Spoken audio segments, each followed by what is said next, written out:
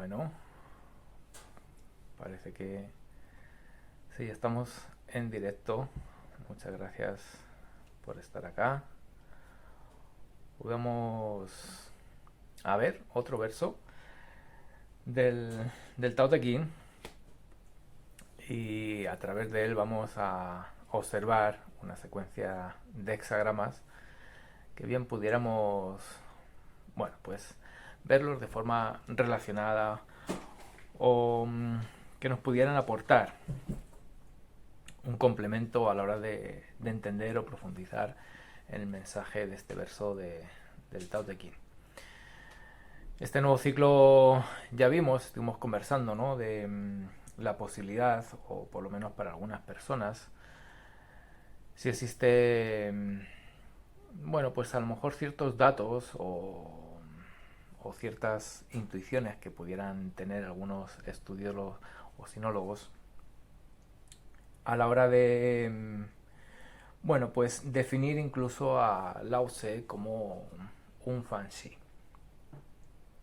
Habíamos visto que tal vez cabía la posibilidad de que este Lao Tse pudiera, bueno, pues haber absorbido su sabiduría o su conocimiento a través del I Ching, y bajo estas premisas pues habíamos enfocado bueno, pues este trabajo, ¿no? Que pretende unir estos dos textos.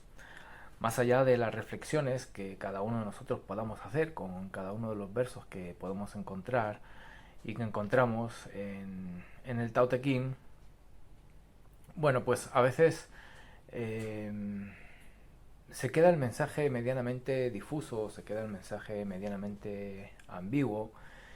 Eh, las corrientes del Tai Chi lo pueden enfocar hacia, bueno, pues un entendimiento basado o estructurado en la alquimia interna. Vamos a decir que los amantes de la guerra o a la hora de dirigir, ¿no? Al ser humano o a la hora de dirigir a ciertos colectivos, pues entienden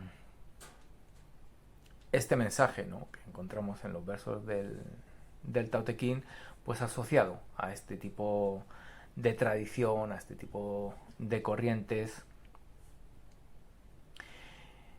Más allá de que lo entendamos en términos filosóficos o que lo entendamos en términos antropológicos, eh, lo cierto es que el mero hecho de reflexionar sobre estos versos ya nos aporta una nutrición como individuos.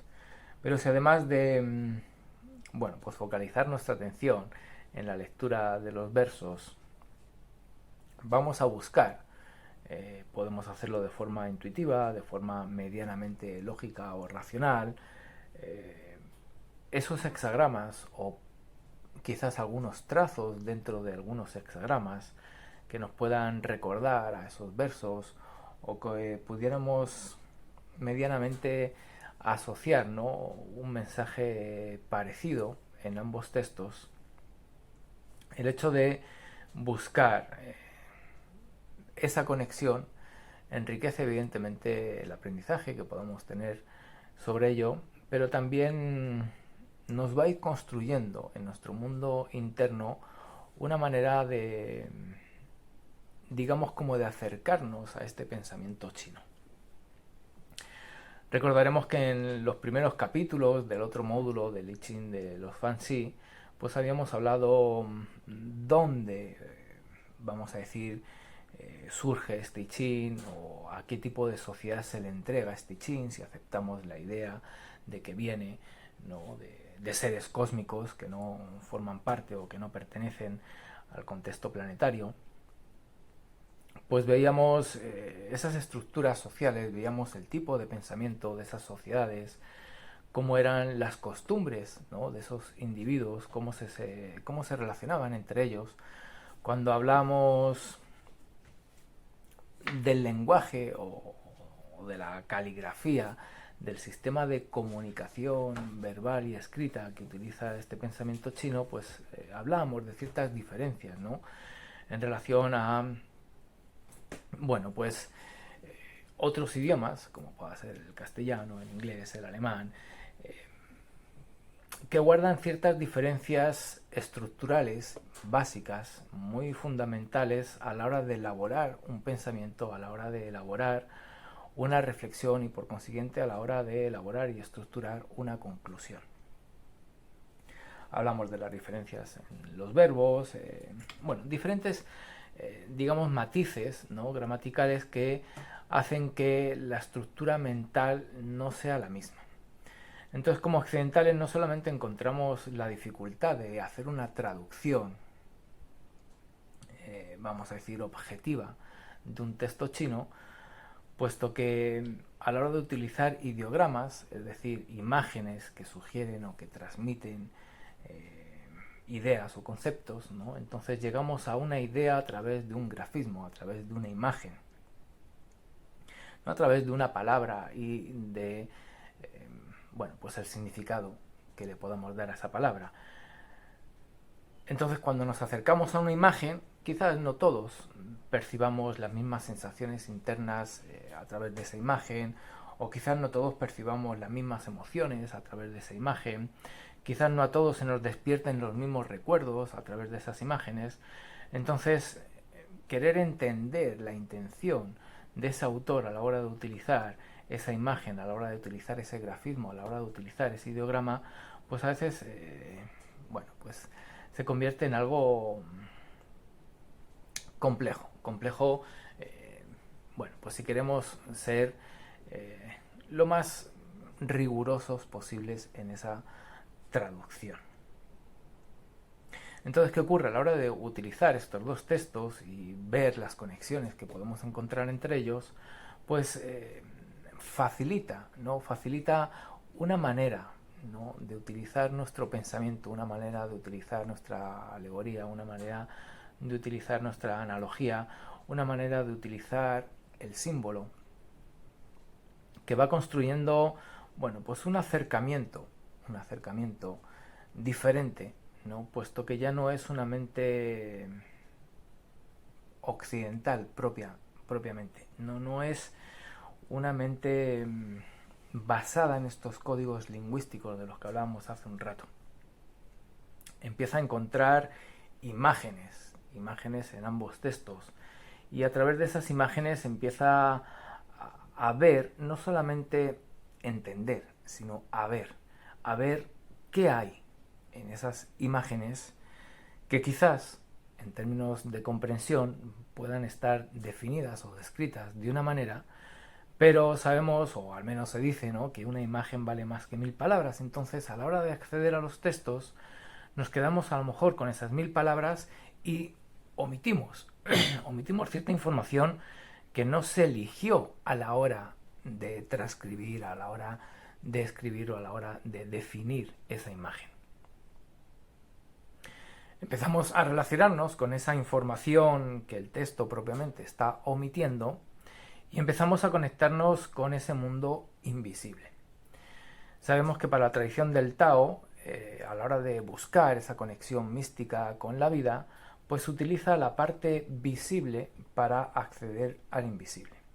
En este caso, para nosotros, la parte visible pues es ese verso del Tao Te Ching, o pueden ser esos textos atribuidos a los hexagramas del I Ching, pero a la hora de conectarnos con ello, si nos permitimos vamos a llamarle juego, ¿no?, de unir ambos textos, pues en este despertar de intuir o de percibir pues esa información, ¿no?, que omite el propio texto, pues estamos dándonos cuenta de que a la hora de acceder al visible a través de los versos o a través de esos textos del I Ching, empezamos a percibir ese invisible.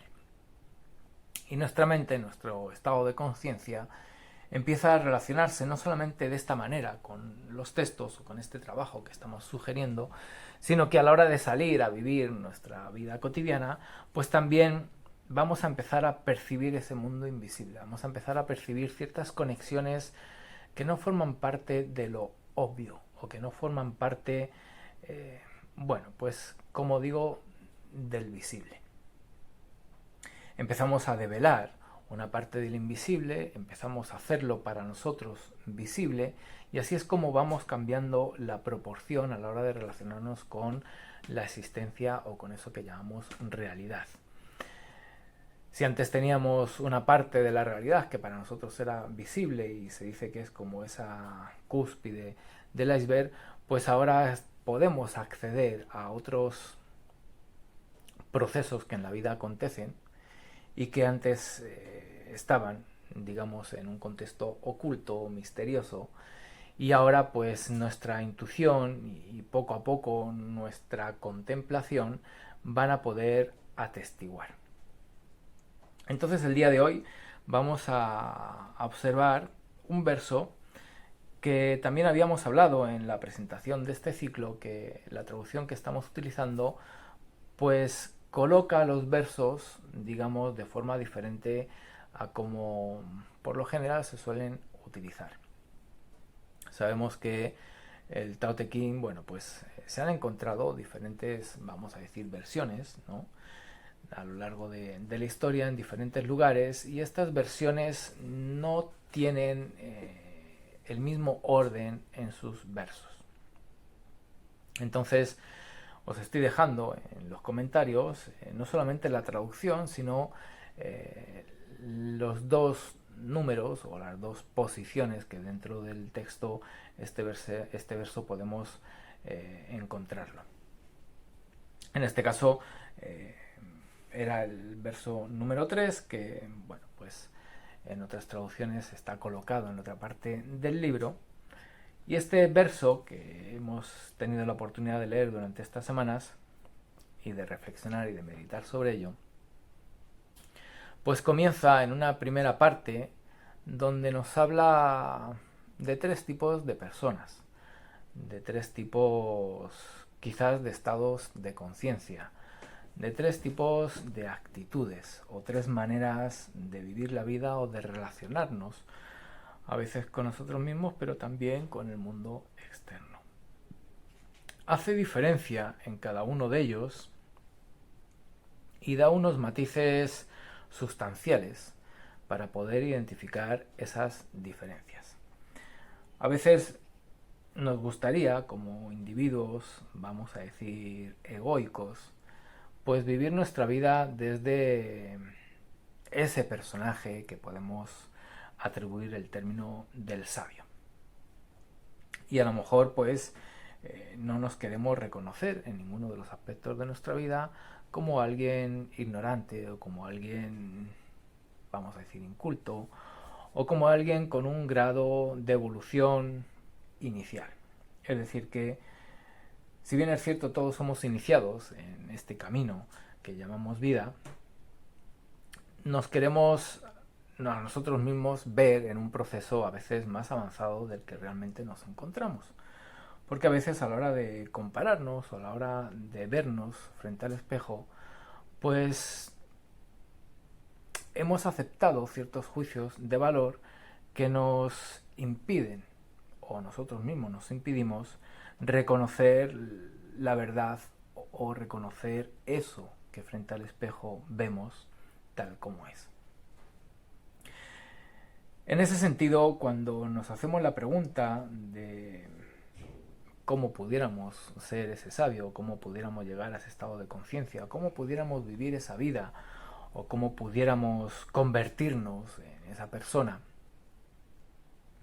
pues podemos encontrar un hexagrama, bueno, que quizás no sea el único que nos pueda ayudar a entender este concepto, pero quizás sí pueda ser uno que lo muestra de forma clara y directa. Hablamos de la disolución. La disolución como concepto, cuando vamos al hexagrama como tal, pues nos muestra una imagen. Nos muestra la imagen de, bueno, pues de un proceso que ocurre al finalizar el invierno, ¿no? Menciona, vamos a decir, como el proceso del deshielo, y cómo ese hielo pues empieza a derretirse y empieza a convertirse en agua, y vamos a decir que empieza a fluir. Cuando observamos en la naturaleza el transcurrir del agua, y la vemos en todos sus estados, ¿no? Desde ese estado sólido que podemos contemplar en invierno, en agua helada, ¿no? Hasta ese estado gaseoso que podemos identificar en esos días cálidos, donde, bueno, pues ese agua, vamos a decir, asciende, ¿no? Volatiliza y adquiere esta connotación, ¿no? Como gaseosa. Podemos observar que la vida del ser humano es algo parecida, ¿no? Tenemos cierto grado de densidad, ¿no? Y bueno, pues transcurre nuestra vida y a la hora de vivir ese, vamos a llamarlo, último viaje, pues adquirimos, ¿no? Bueno, por cierta volatilidad si observamos al ser, si observamos a la energía, ¿no? Vemos que ese proceso, ¿no? Como de liberación, ¿no? De lo que podemos llamar espíritu, ¿no? Entonces la disolución habla de un proceso donde las durezas o donde las rigidezas se, se diluyen o se ablandan, se trascienden, se dejan atrás, con ese, vamos a decir entre comillas, objetivo de avanzar o de recorrer o de regresar a la vida si aceptamos que la primavera es un inicio. Comenzamos ese viaje, ¿no? De pasar de ese hielo en las altas cumbres de las montañas, pues a la hora de, bueno, pues de adquirir ese grado líquido en su densidad, pues empieza como a fluir o a transcurrir ese flujo que luego denominamos río. Entonces, la disolución en este caso del ego va a ser un movimiento importante si realmente en nuestro corazón o si realmente en nuestro interior pues está la decisión de caminar en dirección a ese sabio. Sabemos que puede ser un acto de voluntad el decidir convertirnos en ese sabio. Quizás si observamos el flujo del agua en esta imagen del río, pues podemos decir que es un proceso natural que la vida misma nos ofrece y que antes o después todo individuo va a experimentar, más allá de que lo elija o no lo elija de forma consciente y que ponga más o menos determinación en este propósito. Cada uno tendrá su ritmo, cada uno tendrá, bueno, pues ese, vamos a decir, origen de nacimiento, de surgimiento, donde brota, ¿no? Como manantial y se encamina, ¿no? En esa dirección al océano, a la unidad, a ese concepto del Tao. Entonces, esa disolución del ego lo vamos a observar o lo vamos a poner, ¿no? Como un primer movimiento para buscar, encontrar o acercarnos a ese personaje que describe este verso como el sabio, como el maestro, como el ilustrado, como alguien que tiene cierto grado de sabiduría y por consiguiente se sabe manejar con cierta armonía, con cierto equilibrio en todos y cada una de las situaciones de la vida. Entonces, la disolución del ego es interesante observar el concepto como tal porque cuando mencionábamos en aquellas primeras clases del módulo del I Ching de los Fanxi, veíamos que el pensamiento chino como estructura, por este tipo de, bueno, pues de características que tiene su propio lenguaje, que evidentemente su lenguaje sale a raíz de un tipo de pensamiento a la hora de observar la vida con un tipo de características, no se construye al revés, ¿no? Entonces la mente que construye ese lenguaje pues es una mente colectiva, es decir que piensa en plural, piensa en un nosotros y no tanto en un ellos, no piensa en un yo y mucho menos en un mío. Entonces a la hora de dirigir, ya sea a uno mismo o a un colectivo, pues es necesario tener un pensamiento plural, un pensamiento, podemos incluso denominarlo holístico o integral, un pensamiento que no esté focalizado en este concepto del yo egoico, que no sea un pensamiento de separación o que no sea un pensamiento, bueno, pues que genera cierto grado, como habíamos visto en los bigramas, ¿no?, de superioridad, o que no genere esta sensación de autoridad, o que a la hora de generar su influencia sea una influencia en base a un colectivo. Esta idea la vamos a sostener para luego ver el segundo hexagrama, que va a ser la solidaridad. Pero la solidaridad no va a llegar si no tenemos un pensamiento plural, si no tenemos un concepto de cooperación como desarrollo humano, no solamente del individuo, y por consiguiente casi como una ley evolutiva de lo que somos tanto como individuos como colectivos. Pero el pensamiento occidental, por su estructura, pues no tiene esta mirada colectiva. Más bien genera una competencia, una rivalidad, una lucha, un intento de superarse a través de superar a un otro. Es decir, que yo mejoro como individuo en la medida de que esa mejora me permite posicionarme por sobre un otro. Entonces llega un momento en que pierdo la perspectiva de que el superarme a mí no es lo importante, sino que lo importante es superar al otro. Pierdo el objetivo de que superar al otro es el incentivo o la motivación para superarme a mí mismo. Entonces llega un momento donde esa estructura egoica pues adquiere poder, adquiere control a la hora de tomar decisiones, a la hora de recorrer nuestro camino, a la hora de, bueno, pues vivir esta experiencia humana, y va generando cada vez más separación. Una separación que, como describe este, bueno, pues este hexagrama, ¿no?, de la disolución, va endureciendo el corazón. Porque en nuestro interior, ya sea consciente o inconsciente, sabemos, ¿no?, en términos emocionales, ¿no?, que formamos una gran familia, un gran clan, una gran comunidad, que será otro movimiento que vamos a ver el día de hoy. Formamos una unidad, no solamente una raza como tal, sino, bueno, pues un colectivo, una realidad. La realidad como humanos la percibimos de una manera y sabemos que esa manera es compartida con ese un otro.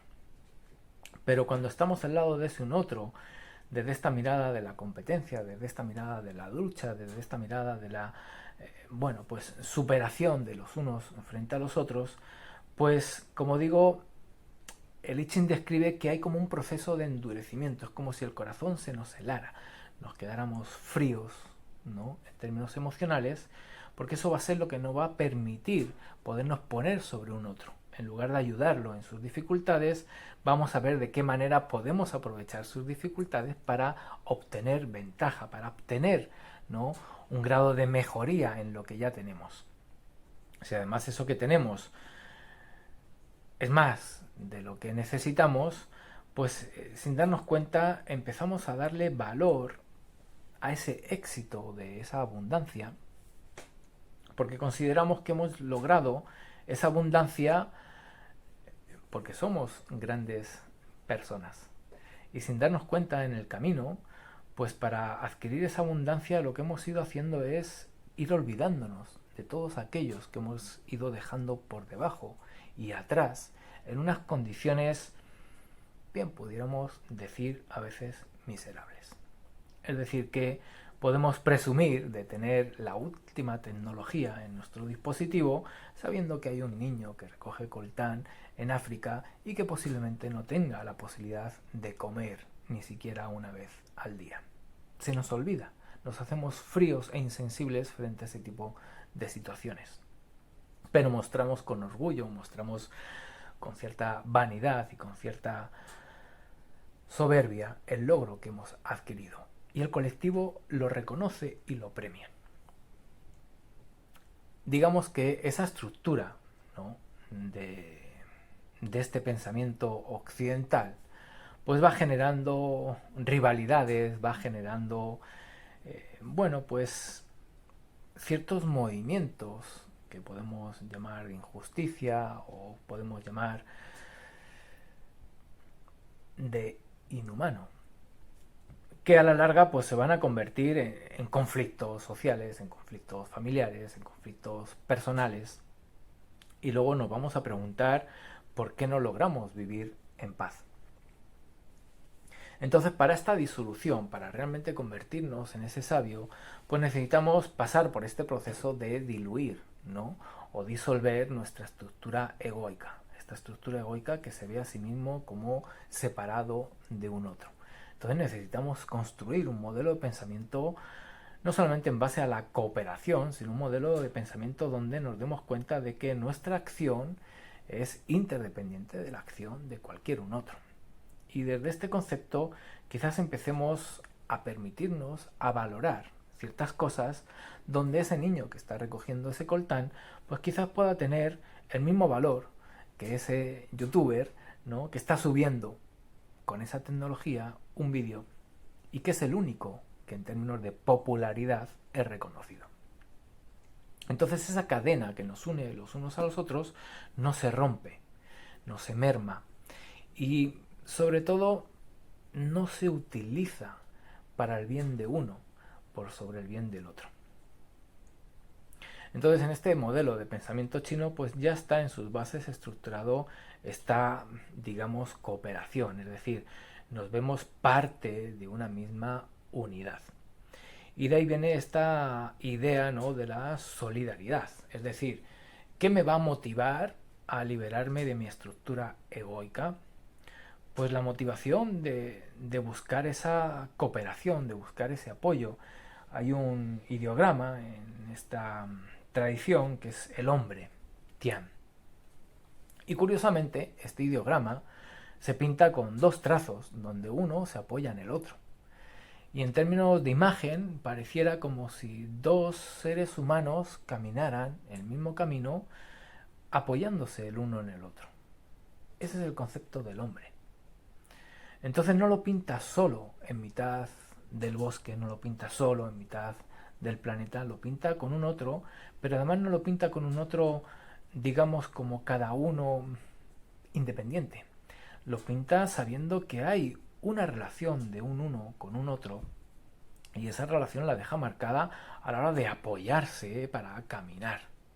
Ya sea que me apoyo porque hay un otro que fabrica la ropa que he visto, ya sea que me apoyo porque hay un otro que fabrica los calzados que utilizo, o el alimento que como, o el transporte que utilizo, o la medicina que en algún momento necesito, el libro que leo, es decir, todo aquello que hago en mi vida está conectado con ese servicio, esa, bueno, pues podemos llamar como pasión de un otro.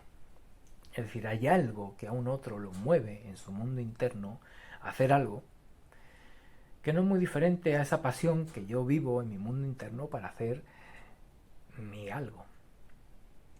Entonces, cuando integramos mínimo la intención de disolver el ego, pues aparece la necesidad de esa cooperación, esa solidaridad, esa unión, esa colaboración. Necesito verme como parte de ese colectivo, reconocer cómo yo, digamos, intervengo y por consiguiente qué aporto a ese colectivo, pero también necesito ver cómo ese colectivo aporta, ¿no?, a mi vida, para ser consciente, ¿no?, de todas esas interconexiones y de todos esos movimientos que si alguno de ellos no estuviera, mi vida como tal no sería la que es. Entonces a veces, bueno, pues cuando hacemos estos movimientos de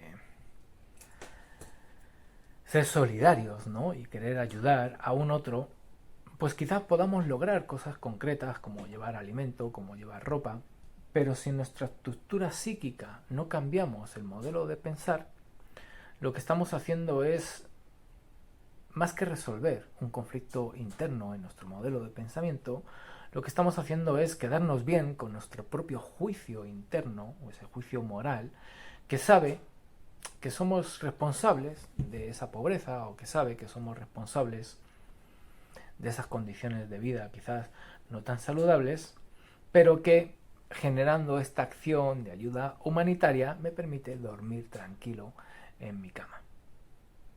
Entonces la solidaridad también la podemos como reevaluar o cuestionar en el sentido de que se convierte en un acto como tal o se convierte en una transformación de mi pensamiento, en una transformación de mi contemplación de la vida. ¿Dónde está el origen de esa solidaridad? Y la vamos a encontrar en el corazón, no en la mente, como una estrategia comercial de esa empresa multinacional. No es una estrategia para generar una imagen frente a un otro, para generar una opinión frente a un otro. Surge en ese vínculo emocional que a todos nos une. Y ese vínculo emocional lo podemos encontrar en este otro hexagrama que habla de la comunidad de los seres, ¿no? Donde ese corazón está bajo el cielo y todos tenemos, bueno, pues no solamente ese, vamos a decir, pum pum, ¿no? En nuestro corazón, sino que tenemos, ya sea que lo aceptemos o no, la misma motivación. Y es la de encontrarnos bien, ser felices, disfrutar de la vida, emocionarnos, percibir la belleza. Que a veces todo eso pasa, vamos a decir, a un segundo plano porque hay otras prioridades en nuestra vida basadas o estructuradas en todo esto que estábamos hablando que no nos dan ese tiempo, que no nos dan ese grado de sensibilidad para apreciar esa belleza, para apreciar esa conexión, esa sincronía, para realmente vivir emocionados y enamorados de la vida.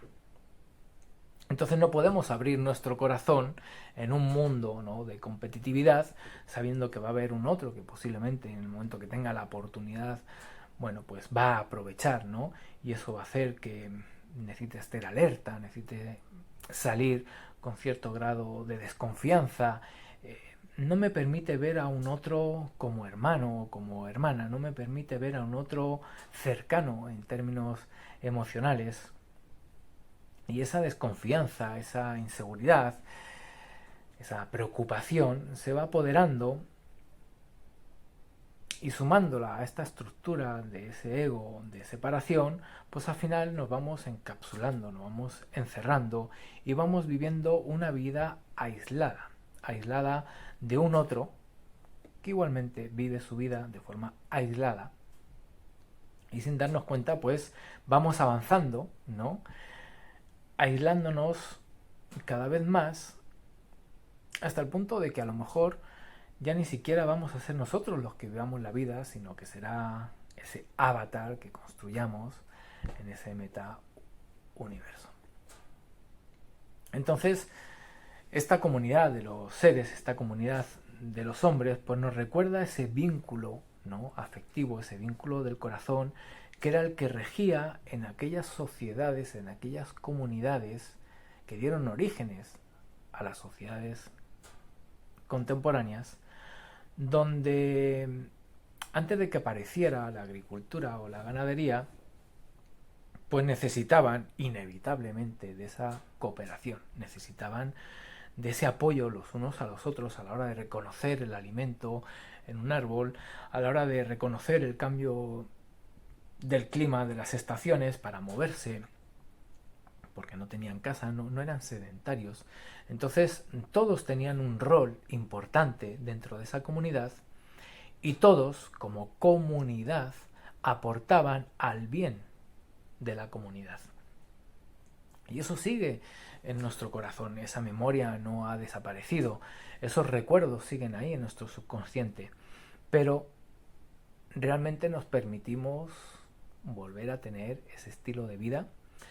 Cuando hablamos del taoísmo o cuando se habla del taoísmo, en este caso filosófico, y se habla de Lao Tse, que propone, ¿no?, como una salida a ciertas complejidades de las sociedades, un retorno, pues quizás el retorno al que se refiere pues es este retorno donde a la hora de vivir en la naturaleza, en conexión con la naturaleza, con esta mentalidad colectiva que inevitablemente era necesaria para que el clan, ¿no?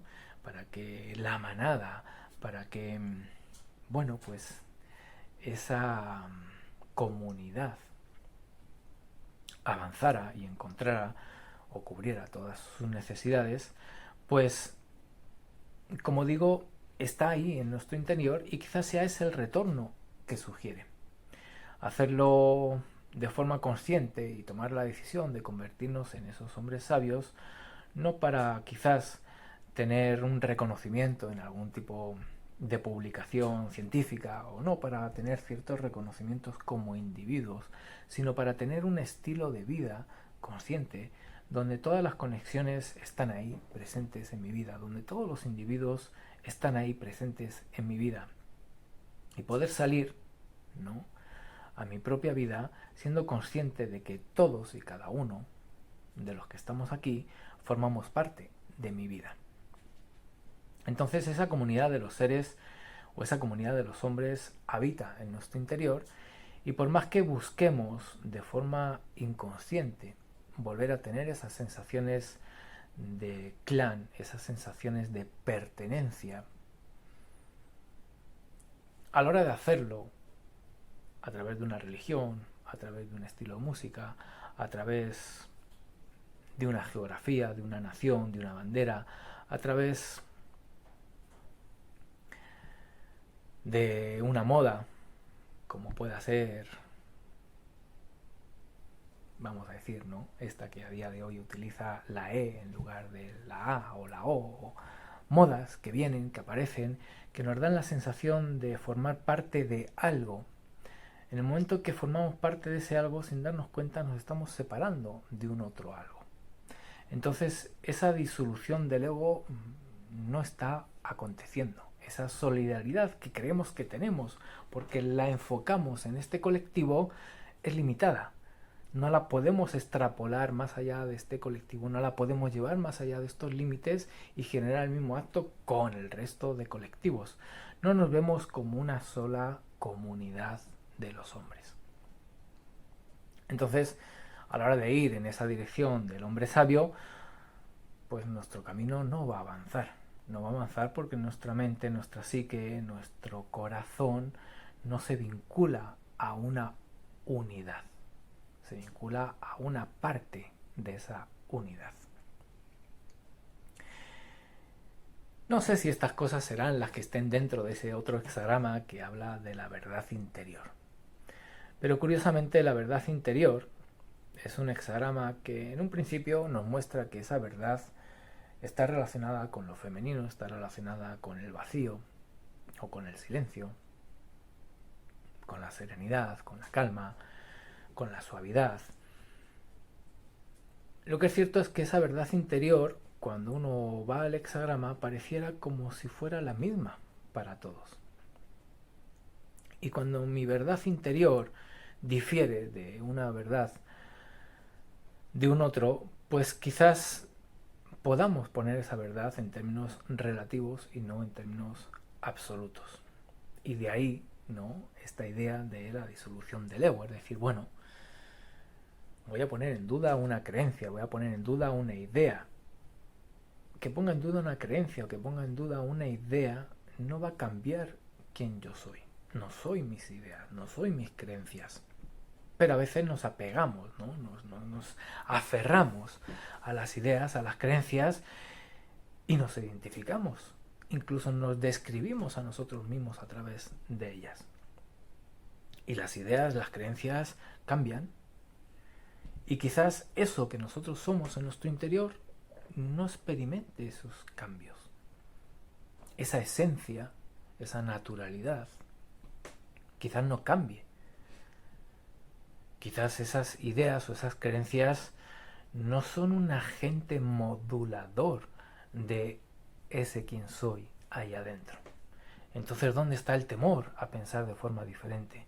¿O dónde está el temor a ver las cosas de forma diferente? ¿Dónde está el miedo o el terror a movernos y buscar nuevas perspectivas? Sabiendo que cada vez que encontramos nuevos horizontes, nuestro espíritu se llena. Sabemos que cuando vamos a nuevos territorios, cuando comemos nuevos sabores, cuando contemplamos nuevos animales, nuevos paisajes, nuestro espíritu se llena. Pero cuando nos relacionamos con las ideas, cuando nos relacionamos con las creencias, pareciera que no nos diéramos el mismo permiso, ¿no?, para movernos y navegarnos y permitirnos, como digo, ciertos conceptos, pasarlos a algo subjetivo, a algo tal vez temporal y efímero, si aceptamos que, bueno, pues esa disolución va a hacer que las cosas cambien de su estado, ¿no? Las ideas cambien, como han ido cambiando a lo largo de las épocas, siendo que, vamos a decir, el hígado sigue estando en el mismo lado. Entonces hay ciertos aspectos que no van a cambiar. Ahí tenemos esa verdad interior, ¿no?, vinculada al espíritu, y hay otros aspectos que sí lo van a hacer. No va a cambiar la secuencia de primavera, verano, otoño, invierno, pero todas las primaveras posiblemente sean diferentes.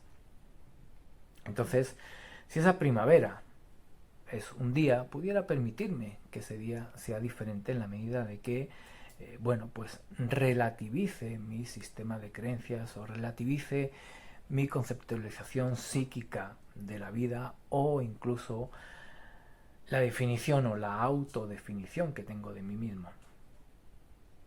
Entonces, cuando observamos esta verdad interior, o al menos reflexionamos sobre ella, puede ser que esa verdad interior esté relacionada con esta comunidad de los hombres que estábamos hablando, pero también puede estar relacionada con algo que hay otro hexagrama, habla, ¿no?, y que nos muestra que habita en el interior de cada uno de los seres humanos, independientemente de su nacimiento geográfico, independientemente de su naturaleza étnica o racial, independientemente incluso del sistema de creencias que elija tener o que se le imponga tener, independientemente del estilo de vida que tenga.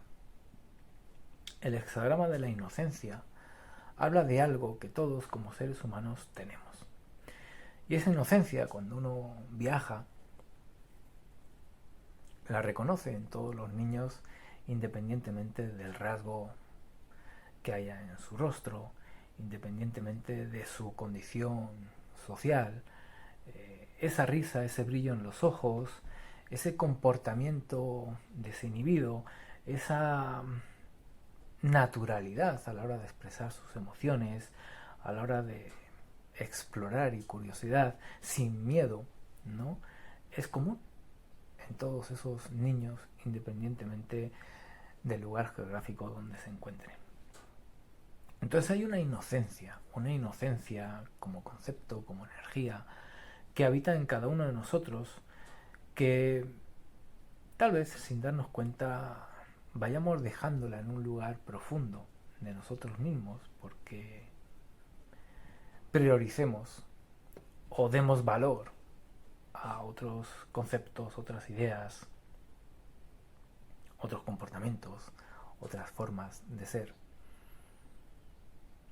Y vamos dejándolo ahí, en ese interior, y ese movimiento es el que va enfriando ese corazón, que va alejándonos a los unos de los otros y permitiéndonos entrar en esa estructura de competitividad, de separación, de aislamiento, de rivalidad, de un intento de superioridad, de sentirnos bien adquiriendo una fama o adquiriendo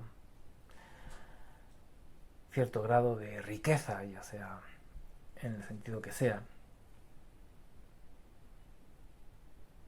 y nos perdemos que en ese mundo interno pues todos seguimos siendo ese niño o esa niña que vino para disfrutar, para recorrer con esa curiosidad y conocer día a día un nuevo día, vivir ese presente con esa intensidad, ¿no?, sin agarrarse a ninguna emoción, sin agarrarse a ninguna experiencia, soltando el enfado, soltando la alegría, pudiendo fluir con la vida libre de toda esa conceptualización que vamos a decir en una fase adulta, ¿no? Pues predomina.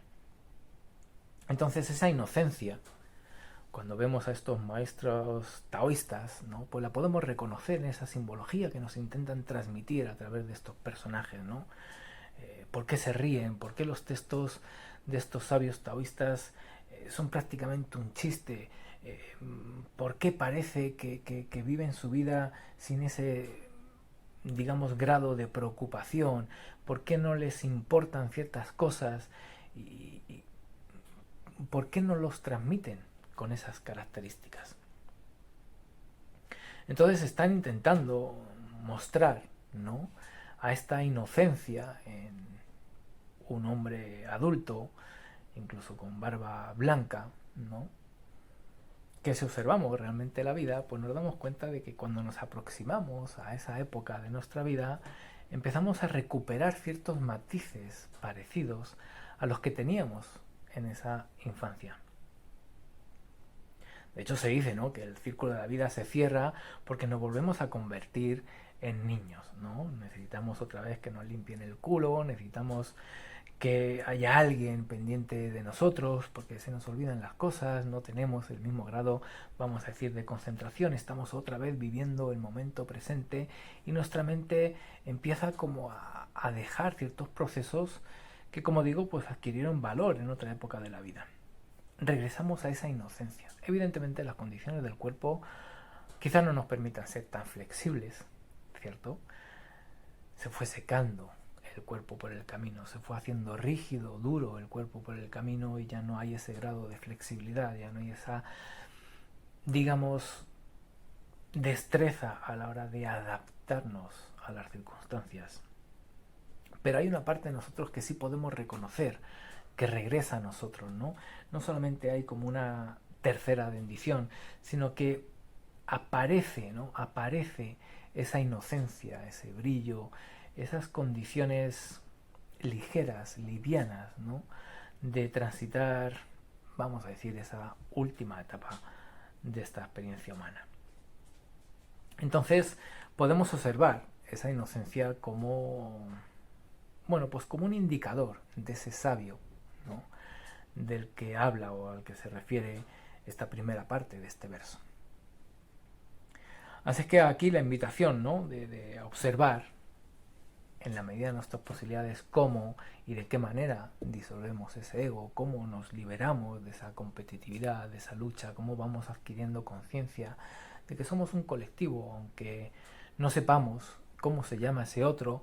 Sé que hay un otro haciendo ese pan que como, sé que hay un otro que se encarga de secar el grano de café que tomo, sé que hay un otro, aunque no sé dónde está o no sepa cómo se llama o no conozca cómo es su vida, pero soy consciente de que existe ese otro. Por consiguiente, me voy a solidarizar con todos ellos y al menos voy a salir a la calle con una actitud, voy a salir a la calle con la intención de reconocerlos, ¿no?, de verlos como parte de mi vida, como algo intrínseco a mi vida. Poder generar esa conexión con esa comunidad de los hombres que está, no ha desaparecido, solamente que yo creo, ¿no?, que no existe, solamente yo me invento la idea de que no existe. Pero ahí continúa, ¿no? Ahí está, ¿no?, en esa verdad interior, si profundizamos y reflexionamos sobre ello, ¿no? Y poder ir rescatando, pues, día a día, en cada inhalación y en cada exhalación, esa inocencia, ¿no? Esa juventud que no tiene nada que ver con los rasgos de la cara, si tengo más o menos arrugas, o si parezco más o menos joven, ¿no? No es la expresión o la imagen del cuerpo, sino la actitud, ¿no?, el brillo de los ojos, ¿no?, el comportamiento, la energía. Bueno, pues eso que, como dice este drama, nos fue entregado por el cielo, ¿ya? Así que, bueno, pues como vemos, ¿no?, un trabajo bonito que podemos hacer con estas reflexiones a través de los versos del Tao Te Ching, buscando, ¿no?, qué conexiones podemos encontrar con alguno de los hexagramas del I Ching, Hay una segunda parte del verso que no lo vamos a trabajar el día de hoy, os la dejo a vosotros para que reflexionéis sobre ello y a qué se refiere, ¿no? Cuando habla de que a veces lo luminoso parece oscuro. Como se dice, hay verdades que duelen o que no gustan escuchar o oír, ¿no? Entonces, bueno, ¿qué hay detrás, ¿no? De esa otra parte de este verso? Para que también, pues como decía al principio, os familiaricéis con ciertos procesos psicológicos, con ciertos procesos reflexivos, con ciertos procesos de autoobservación y que poco a poco vayamos, bueno, pues conectándonos, ¿no? Con ese invisible a través, ¿no? De esta búsqueda de unir estos dos textos, estos dos mensajes y cómo a través de cada uno de nosotros, pues posiblemente no todos lleguemos a conectarnos de igual forma y por consiguiente el mismo verso nos puede llevar a diferentes hexagramas. Así que también os animo, ¿no? A que en los comentarios pues digáis, te escuché, leí el texto y también me resuena o me hace sentido este otro hexagrama porque en este trazo dice esto, habla de esto y considero que, bueno, pues es un aporte que cada uno vamos a ir haciendo. Aquí os dejo el mío, pero me encantaría poder leer el vuestro y que así poco a poco, pues entre todos, ¿no? Vayamos construyendo este nuevo módulo, esta nueva, vamos a decir, como versión de autoconocimiento o de desarrollo personal a través de estos dos textos. Igualmente os animo a que me digáis con qué verso del Tao Te Ching os gustaría que trabajáramos. Ya he recibido, bueno, pues algunas propuestas, así que ya están incluidas, ¿no? En este, digamos, índice que vamos preparando para todo el programa. Y si queréis, como os digo, pues trabajar con algún verso en concreto, en específico, porque os guste y queráis escuchar, ¿no? Una opinión distinta a la que ya conocéis, o porque a lo mejor no entendéis propiamente el texto o intuís por dónde puede ir, pero no hay como la claridad de una comprensión, digamos, como bueno, pues más sustancial. Entonces podemos trabajar juntos con ello, me decís el verso de qué se trata y lo vamos incluyendo en estas fechas, en este calendario de este nuevo ciclo. Así que os animo a hacerlo de esta manera, compartir así todos un poquito, bueno, pues de ese tiempo que todos le dedicamos a reflexionar sobre la vida. Y agradeceros, como os decía al principio, el hecho de estar ahí y pasar este ratito juntos. Nos vemos el próximo día. Un abrazo a todos y gracias nuevamente.